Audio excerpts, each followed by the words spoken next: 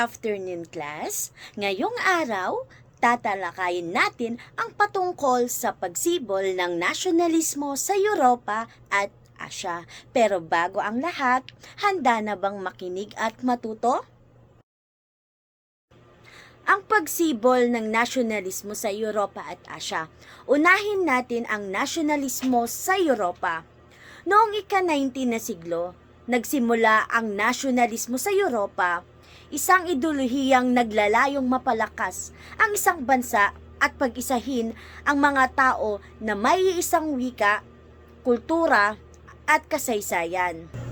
Ibig sabihin lang nito, gusto nila mabigyan ng karapatang pamunuan ang kanilang bansa.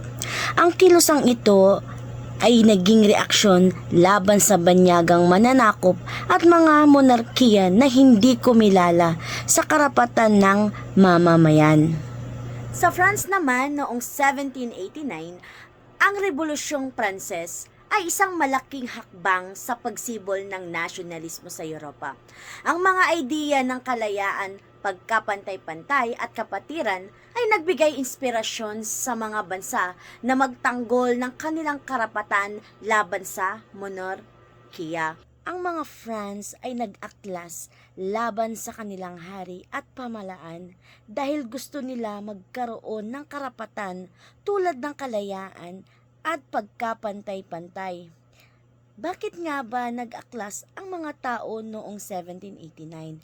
Dahil ang mga tao doon ay pagod na sa hindi makatarungang pamamahala. Si Napoleon Bonaparte, isa siyang diktador, ipinagpatuloy pa rin niya ang kalayaan sa pagkapantay-pantay. Ang ginawa ni Napoleon Bonaparte ay nagpakilala ng mga bagong batas na tinatawag na Code of Napoleon. At ang mga batas na ito ay nagsasaad ng mga karapatan ng mamamayan. At dahil dyan, nagkaroon ng idea ng kalayaan at pagkapantay-pantay sa iba pang bansa sa Europa. Sa Italia naman, pinangunahan ni Joseph Garibaldi ang isang makabayang kilusan upang pagsamahin ang mga estado sa isang bansa. Ang Italia, bago siya naging isang bansa, ito ay nahati-hati sa iba't ibang maliliit na estado at pinamumunuan ng mga banyaga gaya ng Austria at Espanya. Bakit siya nahati-hati? Dahil pinamunuan ng mga banyaga. Nais ng mga Italya na magkaisa, kaya si Joseph Mazzini, isang makabayang leader, ay nagsimula ng kilusang Risorgimento. Ano ang Risorgimento? Ito ay kilusang pag-isahin ang mga Italyano at makamtan ang kalayaan mula sa mga banyaga. Sa Germany naman, si Otto von Bismarck ang nagtaguyod ng isang malakas na estado. Gumamit siya ng digmaan at diplomatikong hakbang upang pagsamahin ang maliliit na estado. Bago naging isang buo ang Germany, ito rin ay hati-hati gaya ng Italia. Si Otto von Bismarck, isang leader mula sa Prussia, ang nagtaguyod ng pagkakaisa ng Germany. Si Otto von Bismarck ang nagplanong magsanib ang mga estado ng Germany. Gumamit siya ng isang pamamaraan na tinatawag na Realpolitik. Ang Realpolitik, ito ay isang pamamaraan ng pamumuno na kung saan ang isang leader ay kumikilos batay sa praktikal na layunin at hindi sa mga ideal na prinsipyo.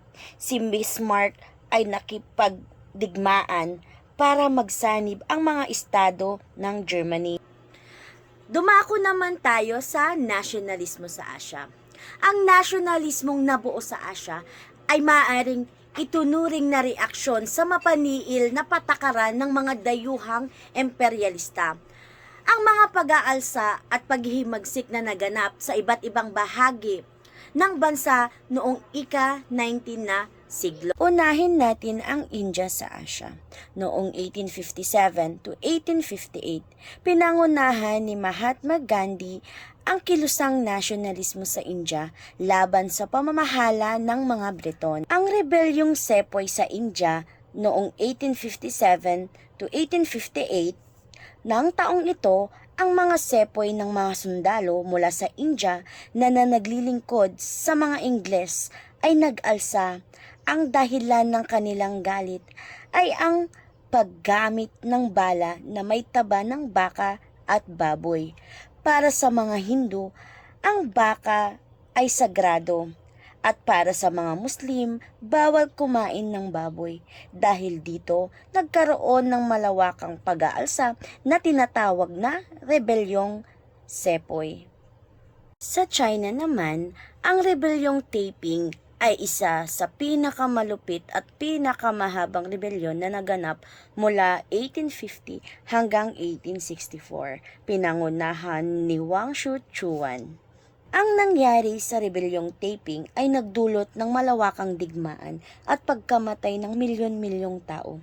At hindi nagtagumpay si Wang Shuchua, pero ipinakita ng rebelyong ito na hindi basta-basta nagpapasakop ang mga Chino sa mga banyaga, lalo na sa mga lokal na pamahalaan na hindi nagtataguyod ng kanilang interest. Ang rebelyong Boxer naman, ito ay lihim na kilusan na binubuo ng mga magsasaka at manggagawa sa China na galit sa mga banyagang misyonaryo. Sila ay nag-aklas para patalsikin ang mga banyaga. Hindi man sila nagtagumpay, pero ipinakita nito ang paglaban ng mga Chino sa mga banyagang puwersa.